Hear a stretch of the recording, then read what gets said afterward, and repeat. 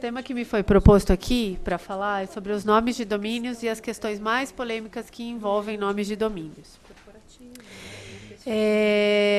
Creio que todos, né, já sabem efetivamente por que surgiram os nomes de domínios, mas eu vou acabar aqui só reforçando para inserir aí o tema. A comunicação na internet é feita através de IPs, então tudo que é inserido na rede, a comunicação entre computadores se faz através de números IPs. Para quem sabe, os números IPs são representados por uma grande sequência numérica. E se não existissem os nomes de domínios, nós precisaríamos decorar essa sequência numérica para identificar conteúdos na rede. Então, ao invés de se digitar aí oab.sp.org.br,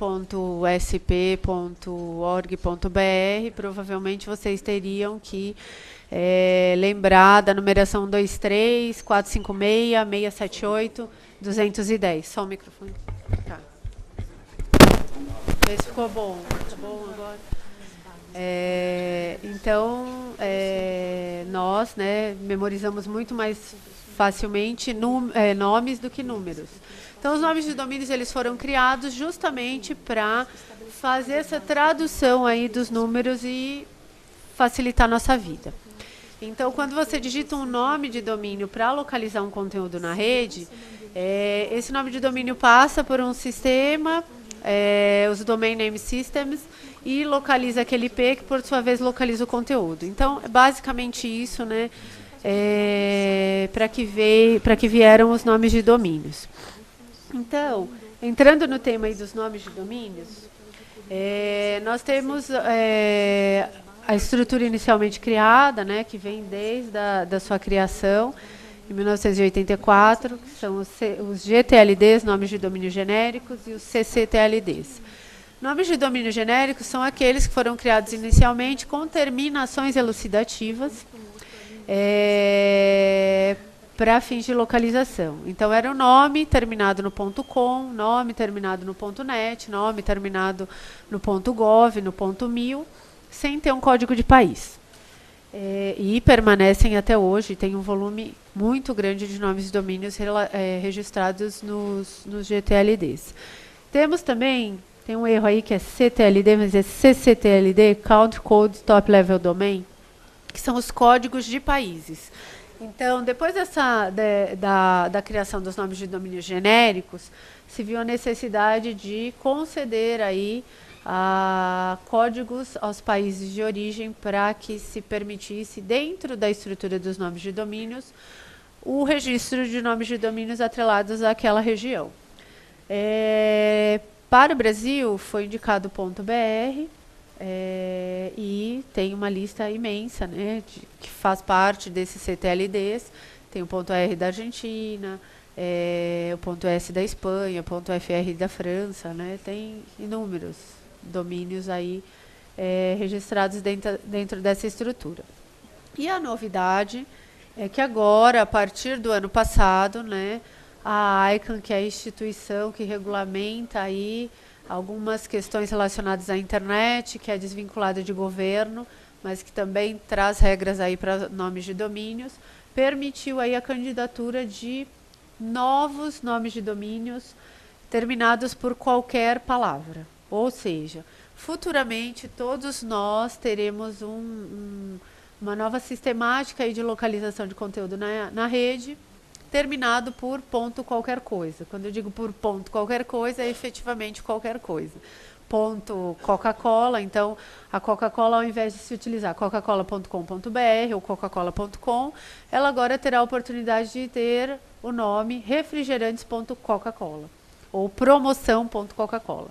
Algo nesse sentido. Então, a gente pode imaginar aí, já que essa estrutura está sendo criada agora, depois da consolidação aí, né, de marcas, nomes empresariais, produtos e tudo mais, o que vem pela frente, né? O que não vai se criar, tudo bem que existem regras, né? Eles não vão liberar aí para qualquer pessoa ou empresa registrar, então vai barrar um pouco aí o registro indevido de nomes para essa estrutura, porém a gente sabe que surgirão conflitos aí relacionados a isso. E falando aí um pouco dos nomes de domínios e entrando um pouquinho no conceito, né? Eu falei para vocês da função localizadora dos nomes. Então, eles surgiram justamente para servir como localizador, facilitar aí a nossa memorização. Mas, com o passar do tempo, eles agregaram, além a essa função localizadora, também a função identificadora. Por quê? Porque, uma vez que o nome de domínio é formado por caracteres alfanuméricos, óbvio que ele distingue e identifica algum produto, alguma marca, algum nome, alguma empresa na rede. E por isso ele tem aí esse conceito de dupla função, localizadora e identificadora. Também por isso a natureza jurídica dos nomes de domínios, ela tende, já com reconhecimento da doutrina de jurisprudência, a se enquadrar como signo distintivo. O que isso agrega? Agrega que recebe proteção aí da Constituição e com isso, tanto aquele que tem, né, uma marca que compõe o nome de domínio ou aquele que tem o nome de domínio sem ter nenhum outro direito, pode aí exercer o seu direito de proteção contra terceiros que efetivamente registrem um nome de domínio semelhante e acabem gerando algum dano àquele que primeiro registrou. Passando um pouco aí as questões mais peculiares dos nomes de domínios relacionados ao .br, nós temos aí o órgão que disponibiliza meios para o registro de domínios. Então, assim, dentro dessa estrutura de nomes de domínios no .br, como que ocorreu, né? O .br foi concedido, essas concessões para nomes de domínios, partindo dos CCTLDs, né, dos códigos de países, eles foram concedidos à época, isso na década de 80, às pessoas que solicitavam, né? E o .br foi inicialmente concedido ao professor Demi, que dará a próxima apresentação aqui em 1989. Depois de um tempo, quando a internet já estava um pouco mais avançada aqui no Brasil, o professor Demi se reuniu com membros do Ministério da Ciência e Tecnologia e Ministério das Comunicações, formaram o CGIBR, que é a união de membros para disciplinar regras para a internet no Brasil e também para os nomes de domínios. E até hoje o CGIBR atua nesse sentido, emanando aí as regras para o registro de domínios, né? Até eu falo aqui que a principal regra é essa resolução 008/2008, porém, né, tivemos outras resoluções aí tratando, essa é a última que está vigente. O CGIBR institui essas normas, porém ele tem um braço executivo aí para disponibilizar meios para o registro de domínios. E quem faz isso efetivamente é o NIC-BR, o faz a partir de dezembro de 2005, porque antes, quem conhece um pouquinho os nomes de domínios antes, lembra-se, quem fazia era a FAPESP, Fundação de Amparo à Pesquisa do Estado de São Paulo, que não tem objetivo de registro de domínios e por isso que houve aí a criação do NIC-BR, que é uma associação sem fins lucrativos específica para realizar essa atividade. E o NIC o faz desde dezembro de 2005. Hoje, a gente tem por volta de 3.300.000 nomes de domínios registrados no .br.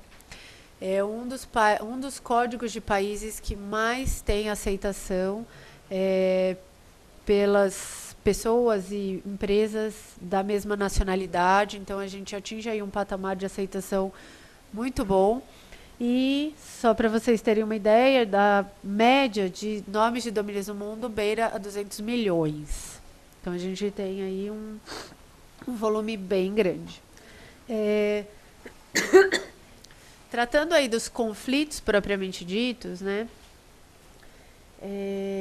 Como eu falei para vocês, por possibilitar a escolha do nome quando se registra o nome de domínio, inúmeros conflitos podem surgir, tanto por aqueles que efetivamente, valendo-se de má-fé, querem obter alguma vantagem indevida, tanto por aqueles que, por desconhecerem direitos de terceiros ou por alguma outra razão, acabam registrando o nome. Nós temos aí eu citei aqui para vocês alguns exemplos, né, de questões, de conflitos relacionados a esses nomes de domínios. Tem aqueles que não têm intuito pelo menos não tão aparente, de obtenção de lucro indevido, né? Que é um caso que eu cito aqui, que é o intelig.com.br, que o que aconteceu foi que uma empresa, bem no início dos registros de nomes de domínios, né, acho que em 99, ela registrou, a empresa valia-se desse nome empresarial Intelig Informática, registrou esse nome de domínio, estava utilizando-se até que surgiu aí a empresa, né, anos depois, a Intelig, e aí, verificando que não haveria uma possibilidade amigável de transferir esse nome de domínio, moveu uma ação judicial para requerer o nome. E foi aí que essa empresa que registrou anteriormente se defendeu e o judiciário reconheceu que a marca famosa e toda essa campanha de marketing da Intelig veio depois, então não seria justo que aquele que chegou primeiro, que já utilizava-se do nome, tivesse o nome de domínio transferido. Então a gente vê que tem questões aí relacionadas a conflitos que nem sempre são aqueles usurpadores de nomes, aquelas pessoas que tentam induzir terceiros a erro, né? Então tem outros conflitos também que surgem. E tem também aqueles, como bem apontou aí o doutor Alexandre Ateniense, que vão lá e desabafam no Reclame Aqui quando tem algum problema com alguma empresa. Tem aqueles que usam os nomes de domínios para demonstrar a sua insatisfação com algumas empresas. E eu trago aí alguns exemplos que vocês podem ver de pessoas que tiveram problemas com empresas e não se satisfazendo com a resposta da empresa, registram o nome de domínios com algum nome depreciativo para tentar atingir aí o detentor da marca. Então a gente tem, né, essas questões também e na ocasião, esses nomes de domínios foram objetos de ações judiciais e o judiciário, muito provavelmente entendendo aí, né, o dano que foi causado, provavelmente ao consumidor, finalizou a questão defendendo que a marca dessa forma não pode ser registrada como nome de domínio, eis que existem outros meios legais para que a pessoa que se sente lesada venha a ter aí a sua forma de indenização, a sua forma de reparação de danos, né? Então esses são dois casos. E aí nós temos, né, passamos aí para outros tipos de conflito, né? O cyberquesting, que são os nomes de domínios compostos por marcas, nomes de celebridades, nomes empresariais, com o intuito de obter vantagem indevida. Isso é o que a gente mais tem conhecimento. Tem inúmeros nomes de domínios que já foram objetos de ações judiciais, principalmente por detentores de marcas. E aí vem esse conflito, surge por diversas razões, né? Tanto pelo concorrente que registra o nome de domínio para impedir que o detentor da marca o faça, ou registra o nome de domínio composto por aquela marca com sufixos ou prefixos para induzir o consumidor a erro, e diversas outras questões relacionadas a isso. E temos também a questão de nomes de domínios que são objetos de conflitos e são compostos por nomes de celebridades ou pessoas famosas.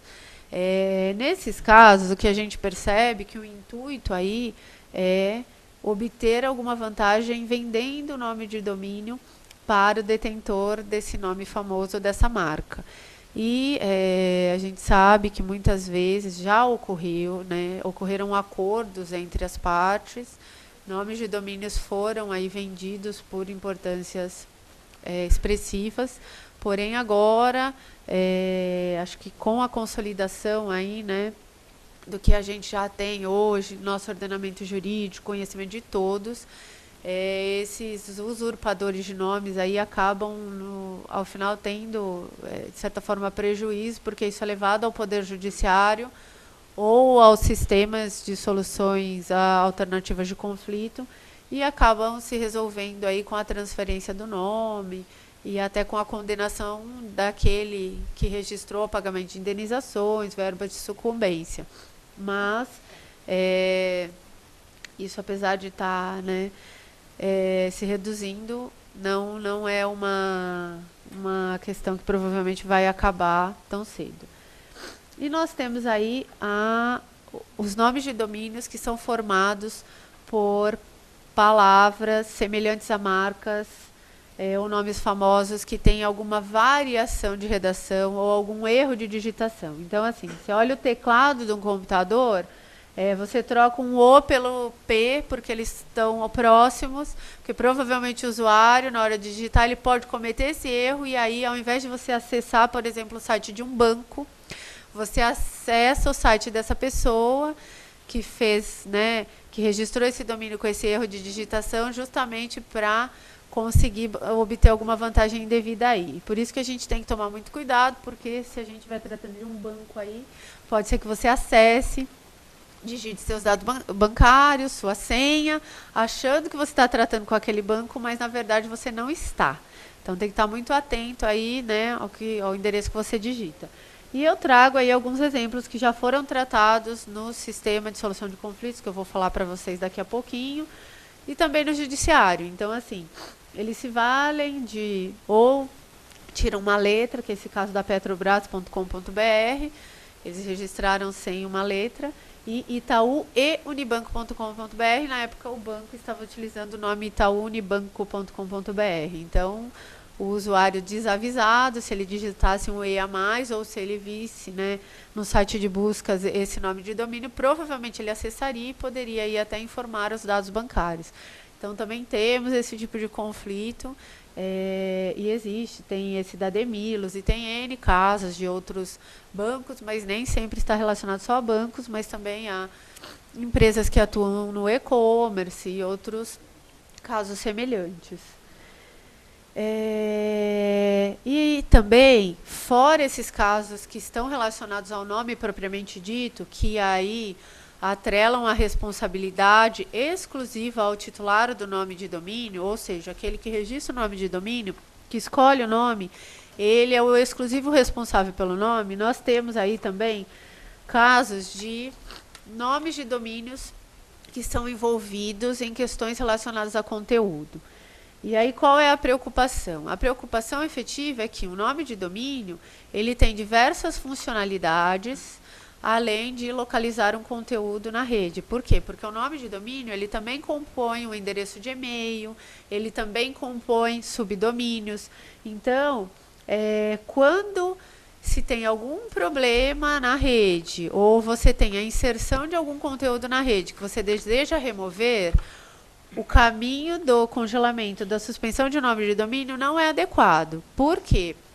Por algumas razões. Uma delas é que você removendo o nome de domínio, você congelando o nome de domínio, você não vai estar removendo o conteúdo efetivamente do local onde foi criado e de outros nomes de domínios ou de outros locais em que o conteúdo está inserido. Então, o que você vai fazer? Você simplesmente vai impedir que alguém chegue por aquele caminho naquele conteúdo.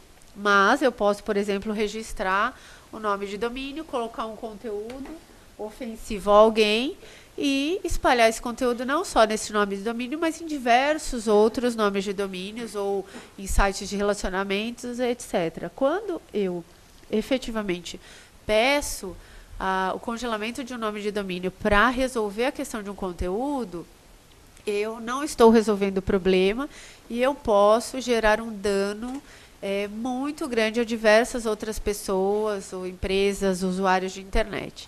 E é aí que eu trouxe um caso aqui para vocês, uma citação de uma ação judicial que foi movida por um sujeito que informa ter o nome dele envolvido a matérias que denigrem a imagem dele. E aí, ao mover a ação judicial, ele pediu o congelamento de alguns nomes de domínios simples, como Google, YouTube, Yahoo, Conjur, Terra, UOL e outros. Então, assim, se você for parar para pensar, se o NIC-BR vier atender uma ordem judicial nesse sentido, congelando um desses nomes de domínios, milhares de usuários ficarão por um tempo sem conseguir acessar conteúdos na internet, a empresa vai ter um prejuízo imenso.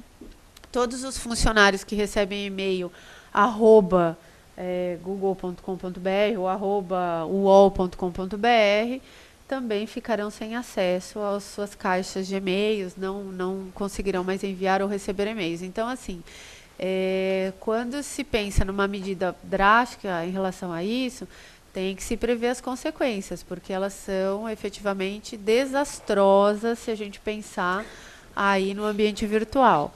E como espelho disso, acho que todos sabem aqui, nós tivemos anos atrás aquela decisão judicial que determinou aí o bloqueio do domínio youtube.com.br para que ninguém acessasse mais o vídeo da Daniela Sicarelli. Então, quer dizer, se você onera diversos usuários de ter o acesso a conteúdo que é divulgado naquele nome de domínio, porque um grão de areia ali precisa ser removido. Então, tem que se tomar muito cuidado em relação a isso para você não onerar muita gente. Por isso que, muitas vezes, apesar do judiciário já estar assim, muito bem consolidado, muito conhecedor da matéria, muitas vezes o NIC-BR tem que atuar aí como associação que informa aí como isso funciona e barra aí algumas questões até para fins de informativo didático, evitando aí essas consequências mais drásticas. E aí o que eu queria passar para vocês também em relação aos nomes de domínios é a implementação do sistema alternativo de conflitos de internet, sistema administrativo de conflitos de internet, que foi criado a espelho do que ocorre já lá fora, desde 1996, que é o sistema da UDRP, para quem conhece, visando tratar das questões de conflitos relacionados a nomes de domínios. O que esse sistema agrega, né? Ele possibilita aí que esses conflitos, a maioria desses conflitos que eu passei para vocês, sejam solucionados por instituições que administram esse procedimento e julgados por especialistas, pessoas que são especializadas na matéria, em um prazo muito mais curto e despendendo recursos muito menores que eventuais ações judiciais.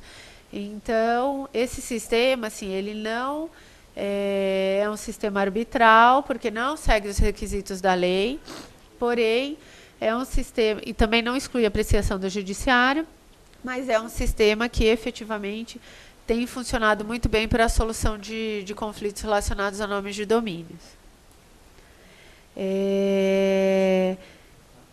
Esse sistema que recebeu, né, para o ponto .br a denominação de SACI-ADM, ele tem por objetivo a solução de litígios relacionados a nomes de domínios somente no ponto .br, entre o titular de um nome de domínio e um terceiro que conteste esse nome.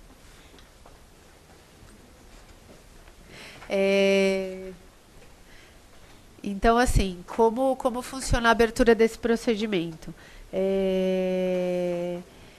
Esse terceiro que contesta esse nome de domínio, aquele que é detentor de uma marca, detentor de um nome, ou que efetivamente tem algum direito relacionado àquele nome que compõe o nome de domínio, ele, junto ao site do NIC-BR, na parte de registro de domínios, o registro.br, ele escolhe uma das instituições credenciadas, há hoje 3 instituições credenciadas, a CCBC, Câmara de Comércio Brasil-Canadá, a WIPO, que já atua aí, né, no procedimento da UDRP há um bom tempo, e a BPI, escolhe uma dessas instituições para administrar o procedimento e pede-se a abertura do procedimento. O SACI, ele tem algumas peculiaridades. Algumas delas são, ele limita-se a determinar a manutenção do registro, a transferência ou cancelamento. Então, aquele que quer se valer ou que precisa ou que deseja obter indenizações relacionadas a danos, né, que sofreu pelo registro indevido de um nome de domínio composto por uma marca, por exemplo, ele tem que se valer de outros meios e não do SACI, porque o SACI tem esse escopo limitado, tá? O titular do nome de domínio, ele adere ao SACI por meio do contrato para registro de domínios, que é um contrato eletrônico. Então, ao se registrar o nome de domínio, acessa ali o sistema do registro BR e adere-se ao contrato, e lá tem a cláusula de aderência ao SACI. Porém, aquele que contesta o nome de domínio, ele não participou dessa relação no momento do registro. Então, ele adere no momento que ele pede a abertura do procedimento. O procedimento do SACI não é sigiloso, e o que eu quero dizer com isso, e até para diferenciá-lo um pouco aí do sistema, né, de arbitragem, é que as decisões são publicadas. Depois, mais para frente, tem o link aí para vocês verificarem onde estão essas decisões. E ao término dos procedimentos elas se tornam aí públicas. O idioma oficial é a língua portuguesa, exceto se as partes convencionarem em contrário. E uma das peculiaridades que a gente vai ver daqui a pouquinho é que o NIC-BR implementa a decisão do especialista ao final. Tá? As custas do procedimento, assim, para quem tem experiência na parte judicial, sabe o quanto é oneroso um processo judicial, tanto em relação ao tempo que se gasta, à contratação de advogado, aos custos, né, que se tem que pagar. E nós temos aí o procedimento SACI tem custos também, mas talvez pelo curto período de tempo que se leva para ter uma decisão final, talvez esses custos comparados a um processo judicial é bem mais reduzido. O valor de cada procedimento é fixo, então independe aí da importância ou não do nome de domínio. E aí nós temos 3 tabelas separadas por cada instituição credenciada, só para vocês terem uma ideia. Na CCBC, aqui está 3.000, mas na verdade 3.000 mais 2.500, fica em média de 5.500. Na WIPO é $1.500, e na BPI em torno de R$3.000 por procedimento. Então, os custos aí, efetivamente comparados a uma decisão, um processo judicial, é um pouco mais reduzido. E como funciona na prática, como eu acabei de falar para vocês. Aquele que entende que tem algum direito relacionado ao nome de domínio que foi registrado por terceiros, pede a abertura do procedimento, escolhendo uma das instituições credenciadas. Nessa instituição, há todo um trâmite para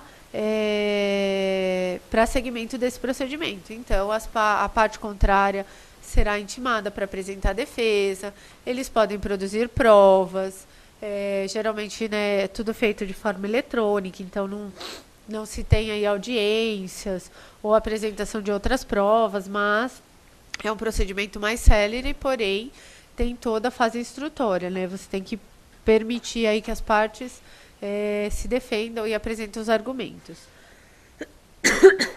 E aí, uma vez formado aí o procedimento, a instituição que administra, ela indica o especialista que vai julgar dentre o rol de especialistas que ela possui, e esse especialista vai averiguar aí os argumentos apresentados tanto pelo titular do nome de domínio quanto por aquele que contesta o nome, e vai proferir uma decisão, né? Deixa eu mudar aqui. Essa decisão, ela, como eu já falei no início, ela não exclui a apreciação do Poder Judiciário, não é uma decisão que efetivamente é final, ela pode ser final se as partes concordarem, mas ela não infringe aí o que dispõe a Constituição Federal de cessar o acesso ao Poder Judiciário. Então, proferida a decisão, as partes são comunicadas, reclamante reclamado, o NIC-BR também, e se nenhuma das partes mover uma ação judicial para que o Poder Judiciário aprecie o mérito do conflito que foi levado à apreciação no SACI, o NIC-BR implementa a decisão. Então, na prática, Depois de todo o trâmite, né, do procedimento do SACI, o especialista profere a decisão e o NIC-BR implementa se nenhuma das partes move a ação judicial. Ele implementa, essa implementação